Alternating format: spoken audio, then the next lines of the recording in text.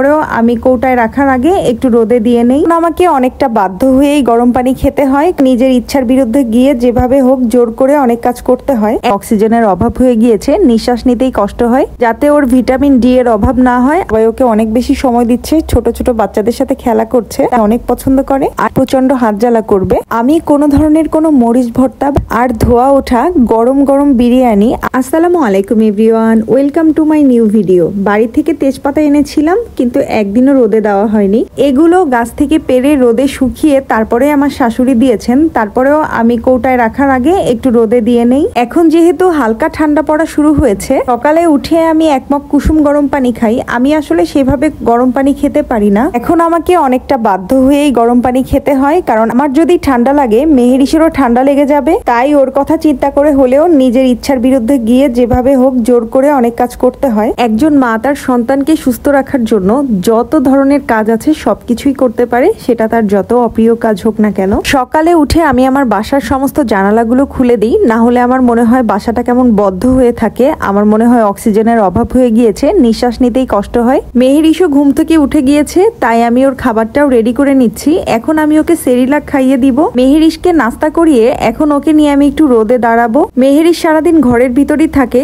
যখন ওকে নিয়ে ব্যালকনিতে যাই বা বাহিরে ঘুরতে যাই, তখন ও অনেক বেশি খুশি হয়। ওকে নিয়ে আমি সবসময় বাহিরে যেতে না পারলেও ব্যালকনিতে অনেকটা সময় কাটাই রোদে, যাতে ওর ভিটামিন ডি এর অভাব না হয় আর রোদ থেকে প্রচুর পরিমাণে ভিটামিন ডি পাওয়া যায়। এরপর দুপুরবেলা মেহেরিসকে গোসল করিয়ে লাঞ্চ করিয়ে দিয়েছি। তারপর আমিও লাঞ্চ করে নিয়েছি। দেন এখন মেহেরিস ঘুমাচ্ছে আর আমি চলে এসেছি রান্না করার জন্য। আমি এখন চেষ্টা করি মেহেরিস ঘুমিয়ে গেলে ওই সময় রান্না করে ফেলতে, কারণ আপনাদের ভাইয়া আসতে আসতে বেশ রাত হয়ে যায়। আর তখন রান্না করাটাও একটা ঝামেলার কাজ মনে হয়। এখন যেহেতু আরাস নেই, তাই সারাদিনই কাটে মেহেরিসকে নিয়ে। ও ঘুমালেই আমি রান্নাটা অন্তত কমপ্লিট করে ফেলি। সবকিছুর ভিতরে আরাসকে অনেক মিস করি। এতদিন কখনো আরাসকে ছাড়া এভাবে থাকিনি। আর ও তো অনেক বেশি মজায় আছে, কারণ নানু বাড়ি ওর সব থেকে পছন্দের জায়গা। ওখানে গেলেও কখনো আসতেই চায় না। তো আমিও ভাবলাম কিছুদিন বেড়াক, এখানে থেকেও যথেষ্ট বোরিং হয়ে গিয়েছে। এখন আর ওদের দুজনকে একসাথে নিয়ে আমি বের হতে পারি না একা, সেজন্য ও বেশ বোরিং হয় বাসার ভিতরে থেকে থেকে। ওইখানে এখনো অনেক মজা করছে, ও অনেক ঘুরছে ফিরছে, সবাই ওকে অনেক বেশি সময় দিচ্ছে, ছোট ছোট বাচ্চাদের সাথে খেলা করছে। তাই আমিও ভাবছি কিছুদিন থাক, ইনশাল্লাহ কিছুদিন পর ওকে আবার নিয়ে চলে আসবো ঢাকায়। আজকে একটু বিরিয়ানি রান্না করব, সেই জন্য আমি আগে পেঁয়াজ বেরেস্তা করে নিচ্ছি। আর পার্পল পেঁয়াজটা বেরেস্তা করলে তেমন সুন্দর কালার হয় না। দেশি পেঁয়াজের যে গোল্ডেন কালারটা আসে, পার্পল পেঁয়াজে কিন্তু সেই গোল্ডেন কালারটা আসে না। পেঁয়াজ বেরেস্তার তেলে আমি একবারেই আলু ভেজে নিচ্ছি। আর বিরিয়ানি মানে আলু, সেটা পাক্কি হোক বা কাচ্চি হোক। আজকে ভাবছি আমি পাক্কি বিরিয়ানি রান্না করব।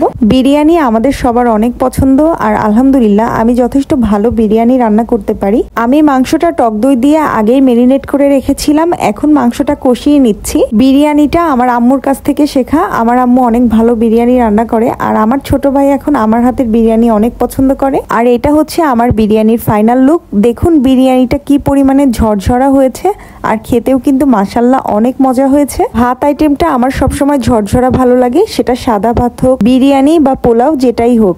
এখন ডিনার টাইম হয়ে গিয়েছে, আর আপনাদের ভাইয়াকে আমি সালাদটা মাখিয়ে দিতে বললাম, কারণ সালাদে থাকা কাঁচামরিচ গুঁড়ো যদি আমার হাতে লাগে প্রচন্ড হাত জ্বালা করবে। আমি কোনো ধরনের কোনো মরিচ ভর্তা বা মরিচের কোনো আইটেম মাখাতে পারি না, আমার প্রচন্ড হাত জ্বলে। তাই এই কাজগুলো আপনাদের ভাইয়াই করে। তো এখন আমরা ডিনার করে নিব। বাহিরে হালকা শীত আর ধোয়া ওঠা গরম গরম বিরিয়ানি, আমাদের মতো বিরিয়ানি লাভারদের জন্য ব্যাপারটা কিন্তু জাস্ট ওয়াও। আর বিরিয়ানির সাথে সালাদ না হলে তো ব্যাপারটা জমবেই না। আজকের ভিডিওটি এখানেই শেষ করছি। পরবর্তী নতুন ভিডিও দেখার আমন্ত্রণ রইল। সেই পর্যন্ত সবাই ভালো থাকবেন, সুস্থ থাকবেন। যারা আমার পেজে এখনো ফলো দেননি, প্লিজ আমার পেজে একটি ফলো দিয়ে যাবেন। আর যারা ইউটিউব থেকে দেখছেন তারা অবশ্যই সাবস্ক্রাইব করে দিবেন। আল্লাহ হাফেজ।